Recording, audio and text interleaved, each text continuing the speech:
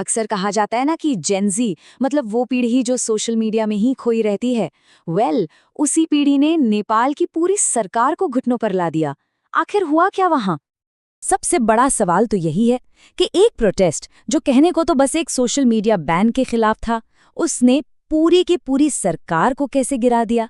आइए इस पूरी कहानी को परत दर परत समझते हैं। इस पूरे भूचाल की शुरुआत हुई प्रधानमंत्री केपी शर्मा ओली के इस्तीफे से। जन दबाव इतना ज्यादा था कि उन्हें अपनी कुर्सी छोड़नी ही पड़ी। लेकिन बात सिर्फ इस्तीफे पर खत्म नहीं हुई। लोगों का गुस्सा वो तो बस भड़क चुका था। प्रदर्शनकारियों ने सरकारी इमारतों को आग लगा दी और इसमें देश की संसद भी शामिल थी। सोचिए, देश की संसद जल रही थी और मामला यहां तक पहुंच गया कि देश के वित्त मंत्री पर सड़कों पर हमला हुआ, उन्हें दौड़ाया गया।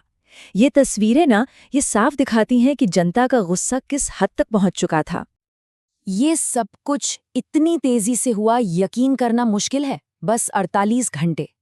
8 सितंबर की सुबह काठमांडू में एक शांतिपूर्ण प्रोटेस्ट शुरू होता है, लेकिन उसी शाम तक पुलिस की तरफ से असली गोलियां चलती हैं और 19 लोग मारे जाते हैं।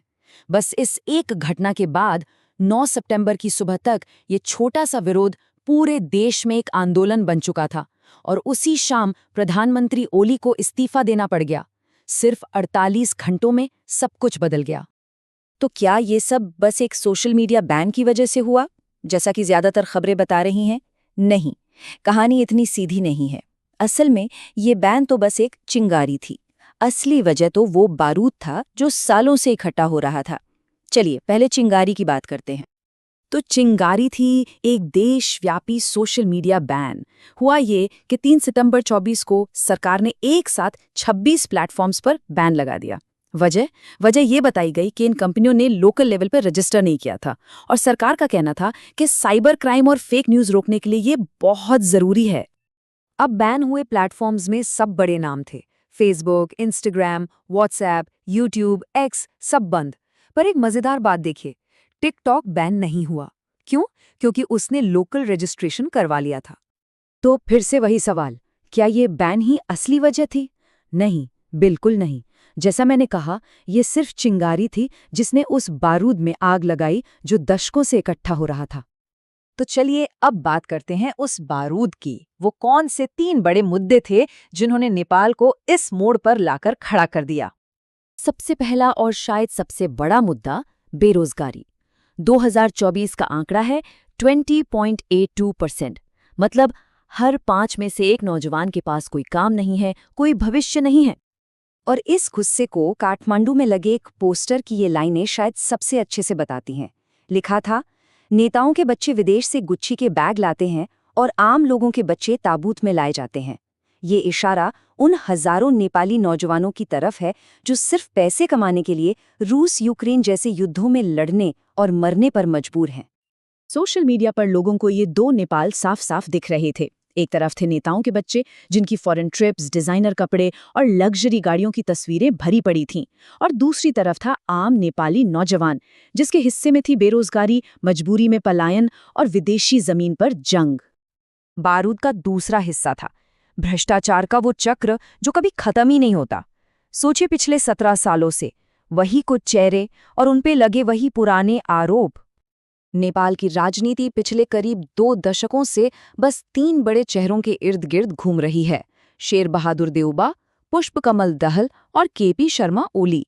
सत्ता में ये बारी बारी से आते रहे हैं और तीनों पर भ्रष्टाचार के गंभीर आरोप हैं। किसी पर विमान खरीदने में कमीशन लेने का आरोप, तो किसी पर पूर्व लड़ाकों के फंड में हेरफेर का, तो किसी पर सरकारी जमीन पर कब्जे का।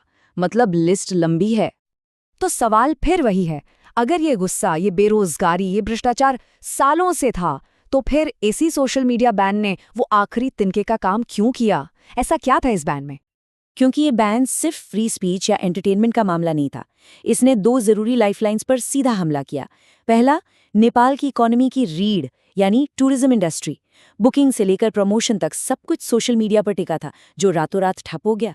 और दूसरा, विदेश में काम कर रहे 70 लाख से ज्यादा नेपाली लोग, उनका अपने परिवार से बात करने का सबसे बड़ा जरिया यही था, वो भी कट गया। तो अब सवाल ये है कि नेपाल यहाँ से कहाँ जाएगा? क्या एक मजबूत लोकतंत्र की तरफ या पीछे? प्रदर्शनकारी तो सिस्टम में सुधार चाहते हैं, लेकिन इस अफरा तफरी का फायदा उठाकर कुछ ग्रुप्स 2008 में खत्म हो चुकी राजशाही को वापस लाने की मांग कर रहे हैं। तो नेपाल का भविष्य एक बहुत बड़े सवालिया निशान के साथ खड़ा है। आखिर में नेपाल में जो कुछ भी हुआ वो इस बात का एक जीता जागता उदाहरण है कि जब सत्ता में बैठे लोग आवाज को पूरी तरह दबाने की कोशिश करते हैं तो क्या होता है। ये दुनिया भर की सरकारों के लिए एक सबक है कि जनता की आवाज को अनसुना करना, बेरोजगारी और भ्रष्टाचार जैसे असली मुद्दों से मुंह मोड़ना कितना खतरनाक हो सकता है।